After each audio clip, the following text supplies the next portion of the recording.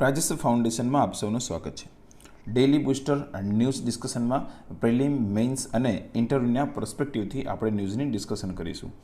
તો સૌપ્રથમ આપણી પાસે ન્યૂઝ છે કૈલાસ માનસરોવર યાત્રા વિશેનું અને તેની યાત્રાને સરળ બનાવવા માટે કઈ રીતે સરકાર દ્વારા કયા પગલાં લેવામાં આવેલા છે તેના વિશેની વાત કરીએ। તો કૈલાસ માનસરોવર યાત્રા અને સરહદ વિસ્તારના જોડાણ માટે નવા યુગની શરૂઆત કરતા રક્ષા મંત્રીએ ધારચુલા એટલે કે ઉત્તરાખંડની અંદર જે છે તે અને લીપુલેખ વચ્ચે એ બંનેની બોર્ડર લાઇન સુધીના માર્ગનું ઉદ્ઘાટન કર્યું છે। કૈલાસ માનસરોવર માર્ગ કાલી નદીની સમાંતર છે જે ભારત અને નેપાળની સીમા પર છે। આ રસ્તા લીપુલેખ ઘાટ પર પૂર્ણ થાય છે જે ભારત, ચીન અને નેપાળ ત્રણેયની સીમા પર આવેલા છે। કૈલાસ માનસરોવરની યાત્રા હિન્દુઓ, બૌદ્ધ અને જૈનો દ્વારા પવિત્ર અને આદરણીય માનવામાં આવે છે। સાથે જ કૈલાસ માનસરોવર આપણે જાણીએ છીએ તે રીતે આપણી માટે ભૂગોળની દ્રષ્ટિએ પણ વધારે મહત્વપૂર્ણ ધરાવે છે, તેના વિશેની પણ આપણે ચર્ચા કરીશું। સૌથી પહેલાં વાત કરીએ આપણે ધરચુલાની। તો ધરચુલા એ કૈલાસ માનસરોવર તીર્થયાત્રાના માર્ગ સાથે પિથોરાગની ઉત્તરે આવેલું છે। ધરચુલા મધ્યયુગીન સમયથી હિમાચલના વેપાર માર્ગો માટેનું એક મુખ્ય વેપાર કેન્દ્ર છે અને ધરચુલા હિમાલય શિખરોથી ઘેરાયેલું એક સ્થાન છે। વાત કરીએ આપણે લીપુલેખની। તો લીપુલેખ એ ભારતના ઉત્તરાખંડ રાજ્ય અને ચીનના તિબ્બત ક્ષેત્રની સરહદ પર હિમાલયનો ઘાટ છે। આમ તે ભારત, ચીન અને નેપાળ સાથે જોડાયેલ છે।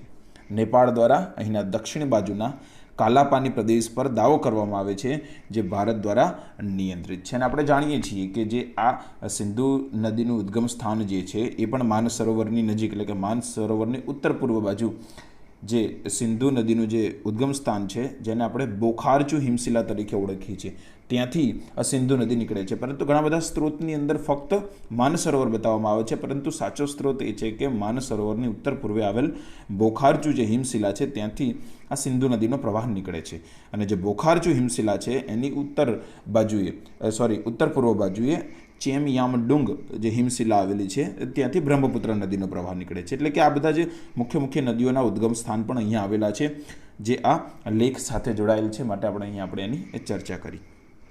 સાથે જ આપણે જાણીએ છીએ કે ચીન સાથેની જો બોર્ડર આવતી હોય એટલે આપણા માટે આંતરરાષ્ટ્રીય ધોરણે પણ વધારે ઇમ્પોર્ટન્ટ બની જાય છે। અને આપણે એ પણ જાણીએ છીએ કે જે તિબ્બત જે છે ઓલરેડી સ્વતંત્ર હતું, પરંતુ ચાઇના દ્વારા તેને અધિકૃત કરવામાં આવેલું છે અને ત્યાંના જે ધાર્મિક જે સંતો છે જેને દલાઈ લામા તરીકે આપણે ઓળખીએ છીએ તે પણ ભારતમાં શરણાર્થી તરીકે રહે છે। સમજીએ આપણે કે કાલાપાની વિવાદ શું છે। તો કાલાપાની એ ચીન, નેપાળ અને ભારત ત્રણ દેશની સીમા પર આવેલો એક વિસ્તાર છે જે તમે અહીંયા સ્ક્રીન પર ઇન્ડિકેટ કરેલો જોઈ શકો છો। ભારત અને નેપાળ બંને આ વિસ્તાર ઉપર હક દર્શાવે છે। 1816માં જ્યારે નેપાળ અને બ્રિટિશ ભારત વચ્ચે થયેલી સુગોલોની જે સંધિ હતી એ મુજબ કાલાપાની વિસ્તારમાંથી પ્રસાર થતી મહાકાળી નદી એ બંને દેશોની સીમા માનવામાં આવી હતી। કઈ નદી? મહાકાળી નદી એ એની સીમા માનવામાં આવી હતી। પરંતુ ત્યારબાદ બ્રિટિશ સર્વેક્ષણકારોએ નદીનું મૂળ અલગ અન્ય બતાવ્યું હતું જેમાં વિવિધ સ્થળોએ ઘણી સહાયક નદીઓ મળતી હતી, માટે એમણે કીધું કે મુખ્ય નદી એ મહાકાળી નદી નથી। જ્યારે નેપાળ દાવો કરે છે કે વિવાદિત પ્રદેશની પશ્ચિમમાં મુખ્ય નદી આવેલી છે, તેથી કાલા પાણી તેના ક્ષેત્રમાં પડે છે।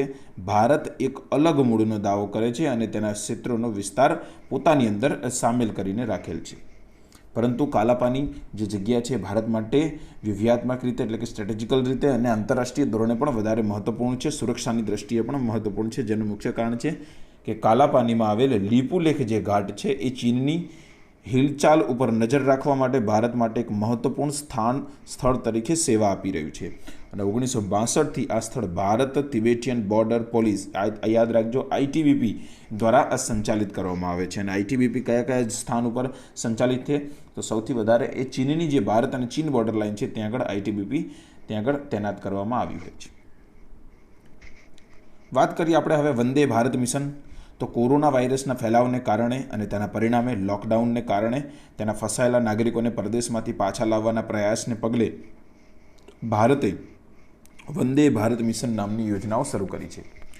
સરકાર હજારો ભારતીય નાગરિકોને ઘરે પરત લાવવા માટે 7 દિવસના સમયગાળામાં 64 ફ્લાઇટ્સ ચલાવવાના છે, એટલે કે 64 ફ્લાઇટ્સ ચલાવવાનો આ મિશન અંતર્ગત ટાર્ગેટ રાખવામાં આવ્યો છે। જે મુજબ UAEમાં 10 ફ્લાઇટ, US અને UK માટે 7 ફ્લાઇટ, સાઉદી અરેબિયાના માટે 5 ફ્લાઇટ, સિંગાપોર માટે 5 ફ્લાઇટ અને કતાર ની માટે 2 ફ્લાઇટ ભારતીય નાગરિકોને પરત લાવવા માટે મોકલવામાં આવશે.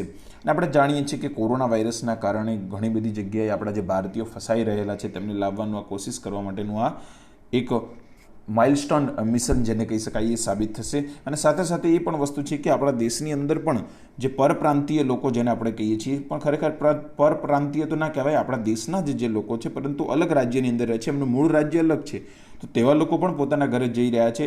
પરંતુ આવા સંજોગોની અંદર જ્યારે પોલિટિકલ્સ પાર્ટીઓ દ્વારા કોઈપણ પ્રકારના હથિયારનો ઉપયોગ કરી અને કોઈપણ પ્રકારની અવ્યવસ્થા ઊભું કરવાની કોશિશ કરવામાં આવે ત્યારે ખરેખર એક સમગ્ર અને જાગૃત નાગરિક તરીકે કોઈપણ વ્યક્તિએ આનો સાથ આપવો ના જોઈએ અને ખરેખર સાચી જે ઇન્ફોર્મેશન છે એનો જ ભરોસો કરવો જોઈએ. આપણે પહેલાં બી વાત કરી લીધેલી છે કે વોટ્સઅપ ઉપર કે કોઈપણ સોશિયલ મીડિયા ઉપર આવતી ફેક ન્યૂઝ છે એને ઓળખતા શીખો અને જ્યાં સુધી એને ઓળખો નહીં ત્યાં સુધી એની ઉપર કોઈ પણ ભરોસો ના કરવો જોઈએ અને કોઈને કોઈ રીતે કોઈને આગળ પણ ફોરવર્ડ પણ ન કરવું જોઈએ. ત્યારબાદ આપણી પાસે એક અગત્યની ન્યૂઝ છે જે જગન્નાથપુરીની જે આપણી રથયાત્રા છે એના સાથે જોડાયેલું છે. તો ગૃહ મંત્રાલય દ્વારા ઓડિશાના જગન્નાથપુરી ખાતે વાર્ષિક રથયાત્રા માટે રથ બનાવવાની મંજૂરી આપવામાં આવી છે.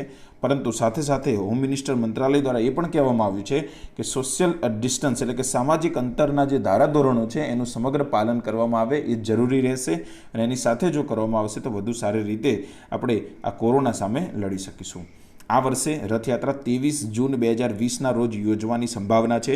તો જ્યારે રથયાત્રાની વાત નીકળી છે તો રથયાત્રા શું છે, રથયાત્રાની કયું મહાત્મ છે એના વિશે અને સાથે સાથે જગન્નાથ મંદિર વિશેની પણ આપણે માહિતી મેળવીએ.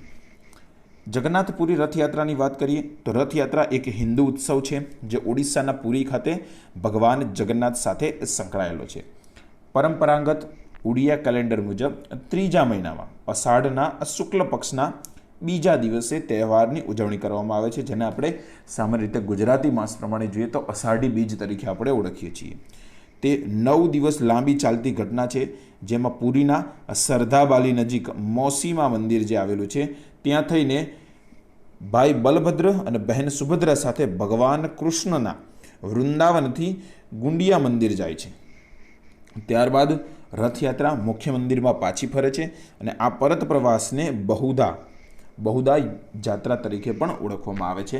અને આપણે બધા જ જાણીએ છીએ કે આપણા અમદાવાદની અંદર પણ આ જગન્નાથ ભગવાનની રથયાત્રા નીકળતી હોય છે. તે વિશે આપણે જ્યારે ગુજરાતની જગન્નાથ યાત્રા વિશે જ્યારે માહિતી મેળવીશું ત્યારે અલગથી એની વિશેની પણ ચર્ચા કરીશું. ઉત્સવ દરમિયાન ભગવાન જગન્નાથ તેમના ભાઈ બલરામ એટલે કે બલભદ્ર અને બહેન સુભદ્રાની મૂર્તિ ધરાવતા 3 પવિત્ર રથને દેશ વિદેશના હજારો ભક્તો દ્વારા શું કરવામાં આવે છે, ખેંચવામાં આવે છે. અને સુભદ્રાનો જે રથ છે એને દ્વાર પદલન કહેવામાં આવે છે. ભગવાન બલરામનો જે રથ છે એનું નામ છે તલાધ્વજ અને જે ભગવાન જગન્નાથનો જે રથ હોય છે એને નંદીઘોષ, ગરુડધ્વજ અથવા તો કપિધ્વજ તરીકે ઓળખવામાં આવે છે. માટે આ આપણી સાંસ્કૃતિક ધરાહર સાથે પણ જોડાયેલો સબ્જેક્ટ છે અને કોરોના વાયરસની અંદર જો મંજૂરી આપવામાં આવેલી છે તો એ વિશે પણ આપણે અહીંયા ધ્યાન રાખવું જોઈએ. વાત કરીએ આપણે જગન્નાથ મંદિર. અત્યારે તમે સ્ક્રીન પર જોઈ રહ્યા છો અત્યારે જે નવ મંદિરનું જે નિર્માણ થઈ રહ્યું છે અથવા તો જીર્ણોદ્ધાર જે થઈ રહ્યો છે યસ બેંક દ્વારા એને દત્તક લેવામાં આવ્યું છે, જે એક યોજના છે ભારત સરકારની, તેના વિશે પણ આપણે કોઈ વાર વાત કરીશું. માનવામાં આવે છે કે આ મંદિરનું નિર્માણ 12મી સદીમાં પૂર્વીય ગંગ વંશના રાજા અનંતવર્મન ચોડાગંગા દેવા દ્વારા કરવામાં આવ્યું હતું. જ્યારે ભારતના મંદિરોમાં મોટા ભાગના દેવદેવી પથ્થર અથવા ધાતુની બનેલા હોય છે, ત્યારે જગન્નાથ ભગવાનની જે મૂર્તિ છે એ લાકડાની બનેલી હોય છે, જેને પવિત્ર ઝાડનો ઉપયોગ કરી અને દર 12 કે 19 વર્ષે વિધિપૂર્વક બદલી કરવામાં આવે છે અથવા તો એને બદલવામાં આવે છે, જે લાકડાની બનેલી મૂર્તિ હોય છે. જગન્નાથપુરી મંદિરને યમનિકા તીર્થ તરીકે પણ ઓળખવામાં આવે છે, જેનું મુખ્ય કારણ શું છે કે જ્યાં હિન્દુ માન્યતાઓ અનુસાર મૃત્યુના દેવતા એવા યમની શક્તિ ભગવાન જગન્નાથની જે હાજરી હોય છે ત્યાં આગળ શૂન્ય થઈ જાય છે અથવા તો રહેતી નથી. આ મંદિરને સફેદ પેગોડા તરીકે પણ ઓળખવામાં આવે છે, જે 4 ધામ તીર્થ સ્થાનોનો એક ભાગ માનવામાં આવે છે. અને 4 ધામ આપણા કયા કયા છે? બદ્રીનાથ, દ્વારકા, પુરી અને રામેશ્વરમ. મંદિરના મુખ્ય 4 દરવાજાઓ છે જેનું અલગ અલગ નામ રાખવામાં આવ્યું છે, જેમાં મુખ્ય જે દરવાજો છે એ પૂર્વ દિશામાં છે અને જેને સિંહ દ્વાર તરીકે ઓળખવામાં આવે છે. દક્ષિણ દિશાના દ્વારને અશ્વદ્વાર, પશ્ચિમમાં વાઘ દ્વાર અને ઉત્તરી જે દિશા છે એની અંદર હસ્તી એટલે કે હાથી દ્વાર તરીકે દરવાજા પર દરેક સ્વરૂપના નકશીકામ અથવા તો કોતરણી કામ કરવામાં આવેલું છે. ત્યાં આગળ પ્રવેશ દ્વારની સામે અરુણ સ્તંભ અથવા તો સૂર્યસ્તંભ આવેલો છે, જે મૂળ રીતે કોણાર્કના સૂર્ય મંદિરમાં હતો એવું માનવામાં આવે છે. તો ભગવાન જગન્નાથ વિશેની આપણે આ જે ચર્ચાઓ કરીએ, જે વાત કરીએ, પણ આપણા માટે વધારે સાંસ્કૃતિક અને ધાર્મિક રીતે બંને રીતે આપણી માટે ઇમ્પોર્ટન્ટ છે. સાથે જ હવે વાત કરીએ આપણે બ્લેક પેન્થર. તો ગોવાના નેત્રવલી અભયારણ્યમાં કાળો દીપડો દેખાયો છે, જેને આપણે બ્લેક પેન્થર તરીકે ઓળખીએ છીએ. આ વિસ્તાર વાઘ માટે જાણીતો છે. પ્રથમ વખત અભયારણ્યમાં કોઈ કાળો દીપડો કેમેરામાં જોવા મળ્યો છે. કાળો પેન્થર એ કોઈપણ પેન્થેરા, ખાસ કરીને એશિયા અથવા તો આફ્રિકાના ચીતા અને અમેરિકાના જેગુઆરના મિલિનિસ્ટિક રંગની વિવિધતા છે. અને મેલાનિઝમ એ ત્વચા અથવા વાળમાં ઘેરા રંગના રંગદ્રવ્ય મેલાનિનનો વધતો વિકાસ દર્શાવે છે. તે મોટે ભાગે દક્ષિણ ભારતના ગીચ જંગલોવાળા વિસ્તારોમાં જોવા મળે છે. અને આપણે જાણીએ છીએ કે બ્લેક પેન્થર એ પહેલાં જે આરબીઆઈ છે એનું પણ એક પ્રતીક હતું માનવામાં આવતું હતું, પરંતુ અત્યારે એને ચેન્જ કરવામાં આવ્યું છે. વાત કરીએ હવે જ્યારે નેત્રાવલી વન્યપ્રાણી અભયારણ્યની અંદર જો આ દીપડો જોવા મળ્યો છે આપણને બ્લેક પેન્થર, તો આપણે એ પણ જાણવું જરૂરી છે કે નેત્રાવલી વન્ય અભયારણ્ય ક્યાં છે અને કઈ રીતે છે. તો નેત્રાવલી વન્યપ્રાણી અભયારણ્ય દક્ષિણ પૂર્વી ગોવામાં સ્થિને પશ્ચિમ ઘાટના એક ભાગ પર આવેલું છે. ગોવામાં સ્થિત છે. તે પૂર્વ દિશામાં કોંડીગાંવ વન્યપ્રાણી અભયારણ્ય અને ઉત્તર બાજુએ ભગવાન મહાવીર અભયારણ્ય અને મોલેમ રાષ્ટ્રીય ઉદ્યાનથી ઘેરાયેલું છે. નેત્રવલી અથવા તો નેત્રુલી જુવારી નદીની એક મહત્વપૂર્ણ સહાયક નદી છે, જે અભયારણ્યમાં ઉદ્ભવે છે. અભયારણ્યથી ઉદ્ભવ થતી કઈ નદી છે એનું નામ છે જુવારી નદીની મહત્વપૂર્ણ સહાયક નદી, જેને નેત્રુલી કહેવામાં આવે છે. તેમાં મુખ્ય 2 ધોધ આવેલા છે. આ ધોધનું નામ પણ આપણે યાદ રાખીશું, સાવરી અને મૈનાપી. આપણે જાણીએ છીએ કે ભારતની અંદર ઘણા બધા ધોધ આવેલા છે, જેમાં ભારતનો સૌથી ઊંચો જે ધોધ છે એને જોગનો ધોધ તરીકે પણ ઓળખવામાં આવે છે. વાત કરીએ આપણે હવે સંસદીય સમિતિઓની બેઠક વિશેની, અને એ સંસદીય સમિતિની બેઠક યોજવા વિશેની એક મિટિંગ ભરાવી હતી, તે પણ આપણે ચર્ચામાં છે. તો ત્યારે આપણે સંસદીય સમિતિ વિશેની પણ માહિતી મેળવીએ. તો ભારતના ઉપરાષ્ટ્રપતિ એટલે કે એમ વેંકૈયા નાયડુ, જે રાજ્યસભાના સભાપતિ પણ હોય છે, પોતાની હોદ્દાની રૂએ એમને રાજ્યસભાના સભાપતિ બનાવવામાં આવે છે, કે તેઓ અને લોકસભાના અધ્યક્ષ શ્રી ઓમ બિરલા સાથે બેઠક યોજી હતી અને સંસદની વિવિધ સમિતિઓની બેઠકો વહેલી તકે હાલની પરિસ્થિતિમાં અને સંદર્ભમાં યોજવાની શક્યતા મુદ્દા પર ચર્ચા કરી હતી. કારણ કે આપણે જાણીએ છીએ કે જ્યારે COVID-19ના કારણે દેશની અર્થવ્યવસ્થા જે ડામાડોળ થઈ છે, તો આ પરિસ્થિતિને સંભાળવા માટે જરૂર છે કે સંસદીય સમિતિઓની બેઠક પણ બોલાવવામાં આવે અને આગળના જે હવે પછીની જે વ્યવસ્થા છે એના વિશેના ધારાધોરણો અને વિચારો ડિસાઇડ કરી અને નિર્ણય લેવામાં આવે. જ્યારે સંસદીય સમિતિની વાત આવી છે, તો સંસદમાં કેટલા પ્રકારની સમિતિઓ હોય છે તેના વિશેની પણ વાત કરીએ. સૌ પહેલાં તો એક હોય છે સ્થાયી સમિતિ, એટલે કે જેને કે સ્ટેન્ડિંગ કમિટી. તેમનું હંમેશા માટે અસ્તિત્વ ધરાવે છે અને સામાન્ય રીતે વાર્ષિક ધોરણે ફરીથી ગોઠવવામાં આવે છે અથવા તેની પુનર્રચના થાય છે. કેટલીક સ્થાયી સમિતિઓ ખાતાકીય રીતે સંબંધિત હોય છે, એટલે ખાતા સાથે ડાયરેક્ટ સંબંધિત ધરાવતી હોય છે. એક અન્ય સમિતિ હોય છે જેને પસંદગી અથવા તો સિલેક્ટ કમિટી કહેવામાં આવે છે. કોઈ ચોક્કસ ખરડા પર નિશ્ચિત હેતુ માટે તેની રચના કરવામાં આવે છે. જે હેતુ માટે તેમની રચના થઈ છે એ હેતુ ફૂલફિલ થતાં અથવા તો કાર્ય પૂર્ણ થતાં આપોઆપ તે સમિતિનું અસ્તિત્વ રહેતું નથી. આના સિવાય 3 આપણી પાસે નાણાકીય સમિતિઓ હોય છે, જેનું નામ છે જાહેર હિસાબ સમિતિ, અંદાજ સમિતિ અને જાહેર ઉપક્રમની સમિતિ. આ ત્રણેય નાણાકીય બાબતોની સાથે સંકળાયેલી સમિતિઓ છે. સંસદીય સમિતિઓ અનુચ્છેદ 105 સંસદના સભ્યોના વિશેષ અધિકારો પર અને અનુચ્છેદ 118 સંસદની પ્રક્રિયા અને વ્યવસાયના વ્યવહારના નિયમન માટેના સંસદના અધિકાર પરની જોગવાઈઓ અનુસાર તેમને અધિકાર મળેલા હોય છે, જેમનો ઉપયોગ કરી અને પોતાની ફરજ બજાવતા હોય છે. વાત કરીએ હવે આપણે સાયલન્ટ હાઇપોક્સિયાની. તો તે COVID-19 દર્દીઓમાં જોવા મળે છે સૌથી વધારે આપણને, અને COVID-19ના કારણે જે મોત થઈ રહ્યા છે એ COVID-19 વાયરસની અંદર સૌથી પહેલાં જે મુખ્ય જે આધાર જે બળ રહેલું છે એ સાયલન્ટ હાઇપોક્સિયા છે એ તેવું માનવામાં આવે છે. તેઓમાં લોહીનું ઓક્સિજનનું સ્તર ખૂબ ઓછું હોય છે, તેમ છતાં તેમને શ્વાસ લેવામાં કોઈ પણ પ્રકારની તકલીફ પડતી નથી અથવા તો તકલીફ પડવાની કોઈ નિશાનીઓ દેખાતી નથી. તે ઓક્સિજનની વંચિતતાનો એક પ્રકાર છે જે શોધવાનું મુશ્કેલ છે, કારણ કે દર્દીઓ તકલીફમાં ઓછા દેખાય છે. આ પ્રકારની એટલા માટે તો આપણે જાણીએ છીએ કે COVID-19ના જે મુખ્ય જે કેસો છે એ સંક્રમિત થયાના 14 દિવસ બાદ આપણને એની જાણ થતી હોય છે, જેનું મુખ્ય કારણ આ સાયલન્ટ હાઇપોક્સિયા છે. અને પલ્સ એક્સિમીટર જે તરીકે ઓળખાતા તબીબી ઉપકરણના ઉપયોગ દ્વારા સાયલન્ટ હાઇપોક્સિયાની ઓળખ પ્રારંભિક તપાસમાં થઈ શકે છે. એટલા માટે જરૂરી છે કે આની જો પ્રોપર એની ઓળખ કરવામાં આવશે તો જ આપણે આની પર કાબૂ મેળવી શકીશું. વાત કરીએ હવે આપણી પાસે અન્ય એક મુદ્દો છે જે ઈરાન ચલણ સાથે સંકળાયેલો છે. તો ઈરાન તેના ચલણનું નામ અને મૂલ્ય ફરીથી નક્કી કરવા વિશે વિચારી રહ્યું છે અને એને ડિસિઝન લીધેલું છે. તો અત્યાર સુધી જે રિયલ તરીકે કહેવાતા ઈરાનનું જે ચલણ છે ટૂંક સમયમાં તોમાન કહેવામાં આવશે અને એનું નામ બદલવામાં આવશે અને મૂલ્ય પણ બદલવામાં આવશે, જેમાં એક સાથે 4 શૂન્ય કાઢી નાખવામાં આવશે. દાખલા તરીકે અગાઉ જે 10,000 રિયલ હતા તે હવે આ યોજના અનુસાર 1 તોમન બની જશે. 1979માં ઇસ્લામિક ક્રાંતિએ ધાર્મિક સરકારને સત્તામાં લાવ્યા અને ત્યારથી ઈરાને તેના રાષ્ટ્રીય ચલણના મૂલ્યમાં સતત ઘટાડો જોવા મળ્યો હતો. તાજેતરના વર્ષોમાં યુએસએના કડક પ્રતિબંધોને દેશના અર્થતંત્રને વધુ નુકસાન કર્યું છે અને 1971થી લઈને અત્યાર સુધી જો જોવામાં આવે તો ઘણી બધી વાર ઈરાન દ્વારા પોતાના ચલણનું અવમૂલ્યન કરવામાં આવ્યું છે અને અવમૂલ્યનના કારણો ઘણા બધા હોઈ શકે છે. પોતાના હિતમાં પણ હોઈ શકે અને અન્ય દબાણથી પણ કરવામાં આવતા હોઈ શકે છે. અને જ્યારથી ત્યાં આગળ ઇસ્લામિક ક્રાંતિ થઈ છે આપણે જાણીએ છીએ કે જે પણ દેશની અંદર ધાર્મિક સત્તાની સ્થાપના થાય છે ત્યાં આગળ આવા અર્થતંત્રને લગતા ઘણા બધા પ્રોબ્લેમ આપણને જોવા મળે છે.